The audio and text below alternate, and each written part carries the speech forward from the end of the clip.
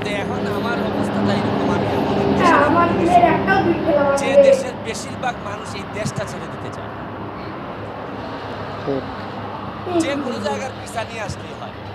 তবে ইউরোপ আমার সার্ভারে গেলাম সিলেটে তো ফেসবুকটা বিশেষ করে গেমে ঢুকে 4 লাখ একেবারে টাকা এক বন্ধ। জায়গায় হইলে কেউ ये কানাডা যেতে बैग চায়। देखी शॉट पूरे वरना আমার কাছে যে কত সমস্যা, যে প্লিজ আমার 11 লাখ টাকা দিছিলাম, খুলে টাকাটা তো আর দিচ্ছে। ফেরত পাচ্ছি না। তো এইটা কেন বলতেছি গল্পটা জানেন? সবাই যেখানে দেশ ছাড়তে চায়, আমার সামনে যারা আছে তারা কেন জানি অন্যরকম, তারা দেশে থেকে দেশটারে করতে চায়।